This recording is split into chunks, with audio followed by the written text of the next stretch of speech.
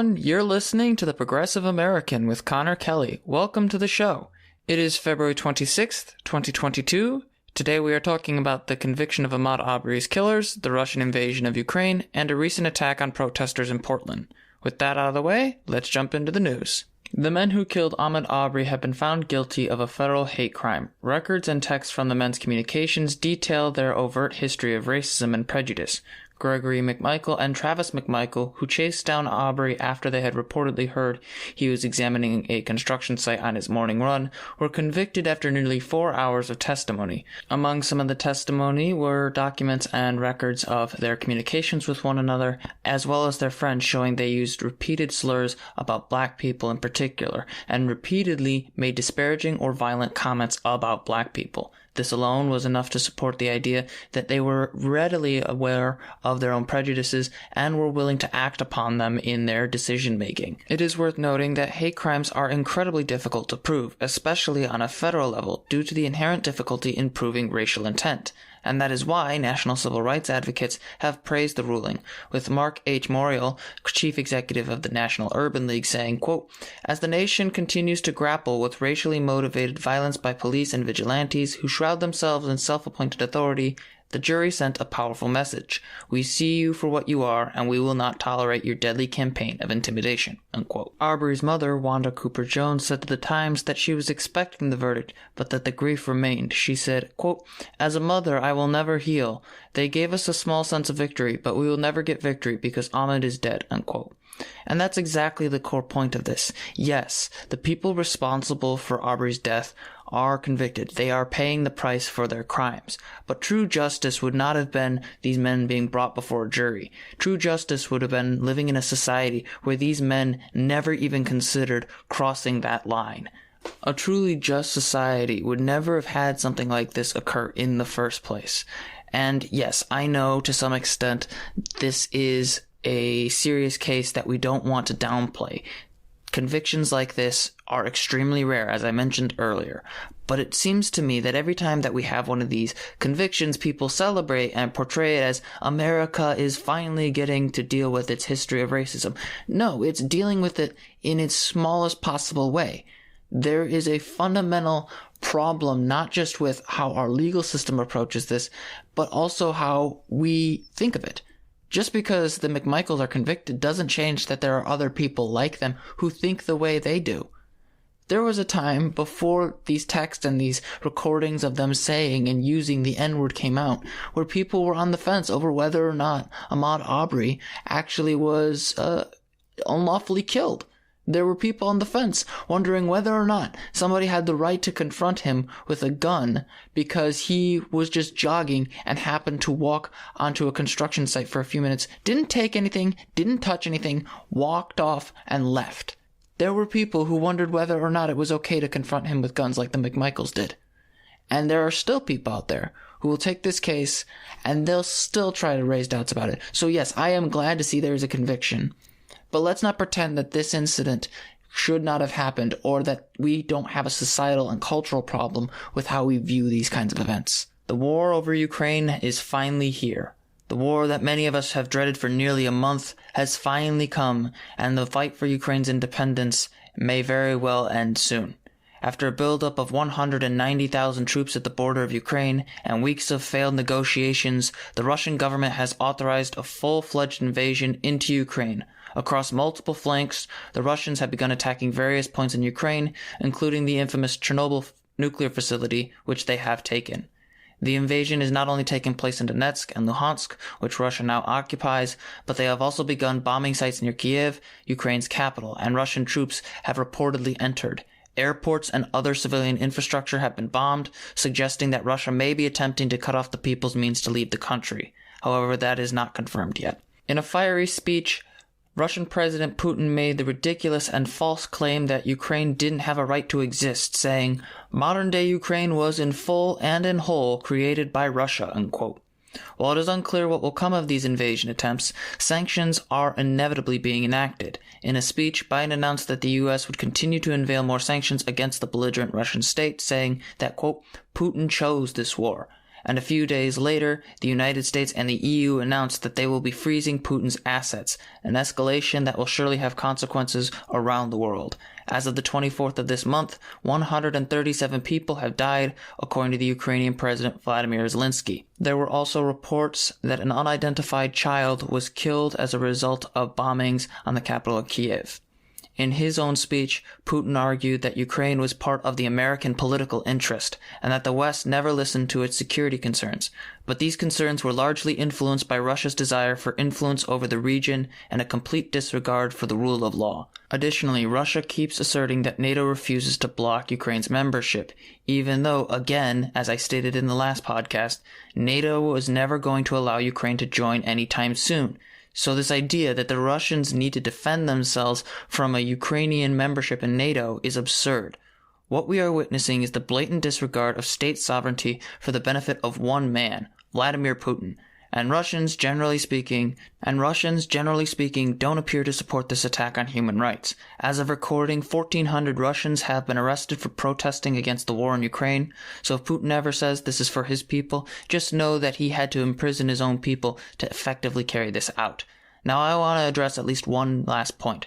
There are some who feel inclined to promote Russian talking points as if they are reasonable or based in some reality. They argue that NATO's expansion created this situation, but the truth is that Russia never intended to respect the liberty of other countries, regardless of their membership. Furthermore, the Ukrainian view of NATO was that it was unpopular until the attacks on their country began, in Crimea in 2014 and in this year as well. In other words, the attacks we are now seeing are not based on any strategic calculation, nor are they based in any legitimate cause of war. Their attitude is that of conquest and expansion against the rule of law and at the expense of the people of Ukraine. It's also worth noting that the Russian military members are mostly conscripts, meaning that these are young, poor men who are being forced to fight in a war that they did not ask for. Nobody asked for this war. This entire operation is the doing of Vladimir Putin and his supporters within his government. Nothing about this is an expression of the will of the people. It is not about protecting human rights. It is a violation of the highest order. And unless there is something done to stop it, Ukraine will likely fall, and that region will be destabilized because of Putin's ego, and many, many more will die. I ask that my fellow Americans consider the gravity of what we are facing. We are facing a power that is not only willing to destroy the rule of law in the terms of its relationship with a peaceful nation, but one that is willing to use propaganda, digital manipulation, and cyber warfare to attack those who get in its way. This belligerent power must be brought to heel. And although we cannot intervene directly, we can support those who are trying to flee the situation by helping them when they come to the United States, when they seek refuge in Europe, and when they seek help in medical supplies and food for those who cannot yet escape.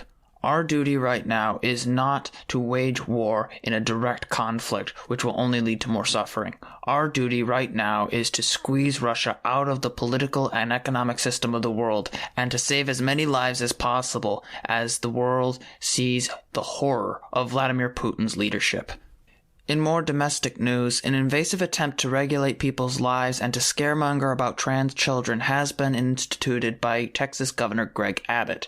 Abbott recently signed an order to investigate gender-affirming care providers as well as those who provide it to children, claiming that the children in question are being medically transitioned and that it constitutes child abuse. This is due in part thanks to Ken Paxton's letter interpreting the treatment as a form of abuse under Texas statutory law. Of course, this is not really the case. Medical transitions are exceptionally rare and only applied in the most important situations necessary to the child's health. What they're actually referring to is gender-affirming care, which usually means they might receive speech therapy or they may dress a certain way so that way when they're older, when they're ready to have a medical transition, if they so choose it, the child is much more aware of who they are and how they can be ready for themselves. And numerous studies have shown that that does help improve their mental health because their presentation matches what they think and feel about themselves as a human being.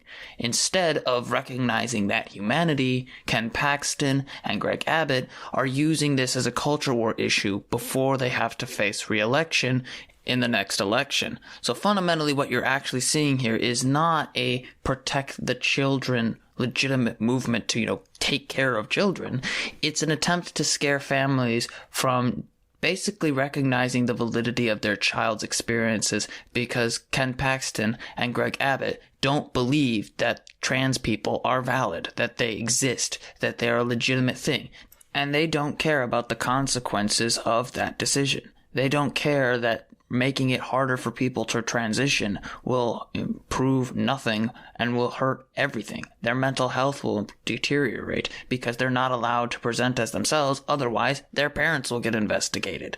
So when I hear these kinds of stories, when we talk about this, I want people to remember that as much as it may seem weird for somebody who's never experienced having a child transition in their life, to the person who is actually transitioning in speech therapy and dressing up or changing their name, that is critical to their understanding of themselves, how they view themselves, keeping themselves whole as people. If somebody told you that you were not who you thought you were over and over and over again, and the state came along to enforce that presumption by investigating and threatening the freedom of the people you love, that would not improve your mental health. That would never improve your state in life. And it's the same thing here with trans people. They are using the fear of trans people as a political weapon, and they are going to get a bunch of people hurt because of it. So I don't know what the legal recourse in this case would be, but I do hope that the Biden administration takes notice of this and presses some lawsuits against this, because this is completely and utterly unacceptable. In more positive news, President Joe Biden has announced his pick for the Supreme Court. Judge Ketanji Brown Jackson, a former public defender and trial judge of 8 years, will be the Supreme Court nominee. She currently serves on the U.S. Court of Appeals in the D.C. Circuit, and if she is successfully appointed, she will be the first former public defender to be appointed to the Supreme Court and the first black woman to sit on the bench. The decision to choose Jackson over other figures such as Michelle Childs is an interesting one, as it is a break from the more moderate Democrats like James Clyburn, who promoted Childs as a safe choice for the court. This is despite the fact that Jackson, whose legal record is multifaceted and extensive, was appointed with the support of 3 Republicans behind her. She also represents a stronger element of progressive legal work, since she has pushed for serious reforms in the criminal justice system and in the treatment of prisoners. She has also represented detainees at Guantanamo Bay, as well as a variety of clients who are at the mercy of the criminal justice system.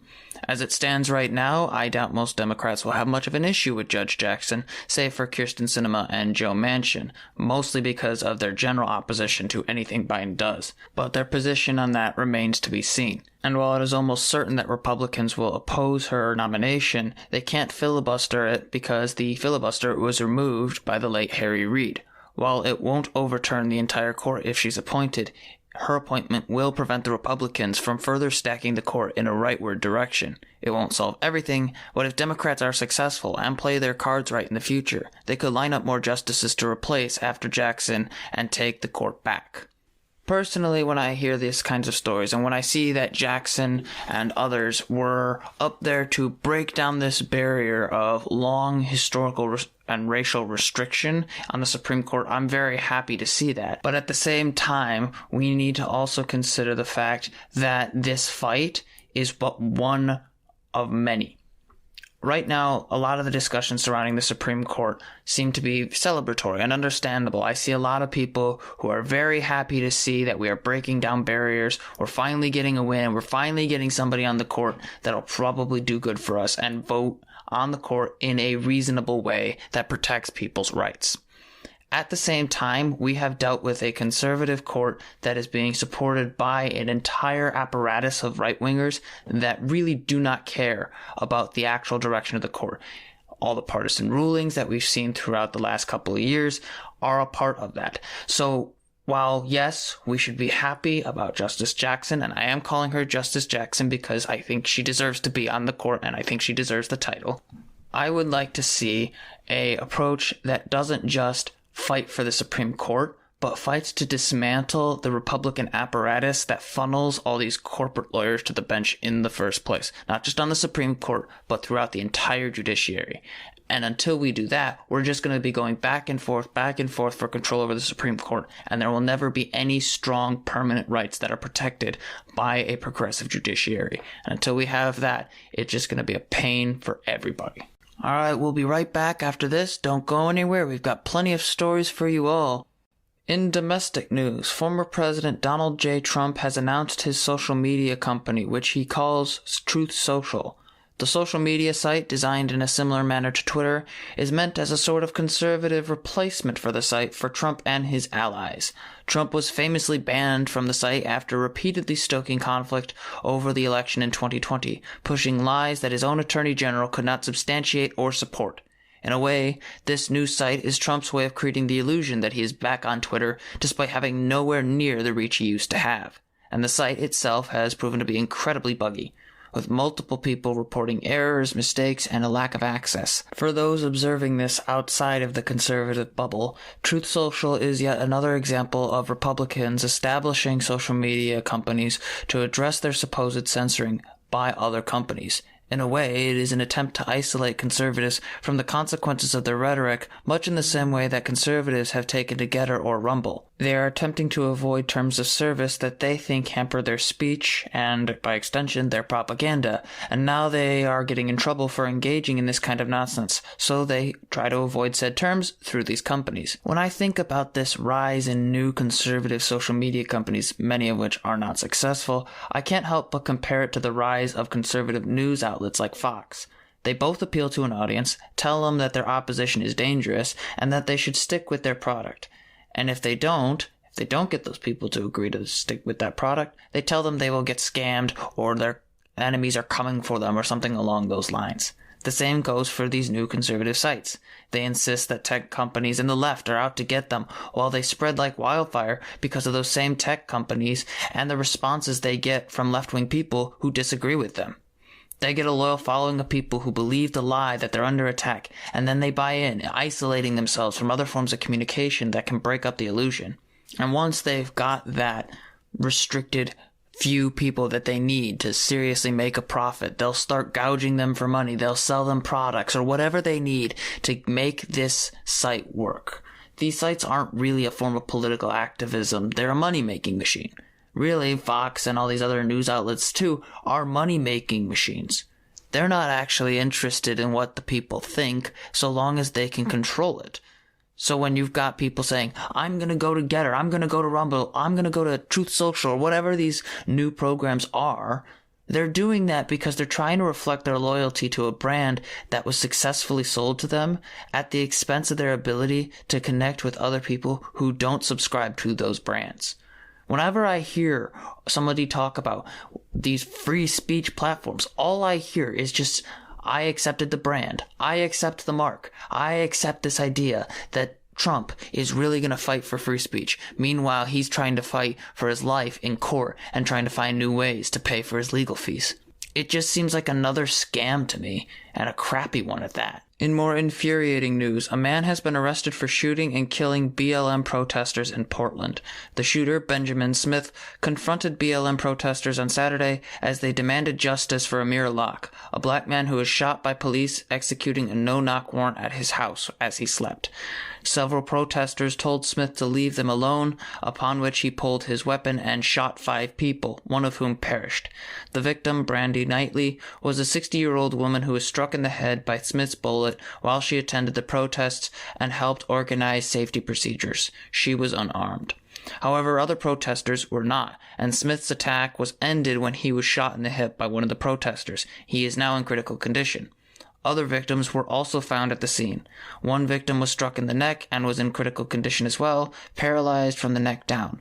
Others were hit and hospitalized, according to the police.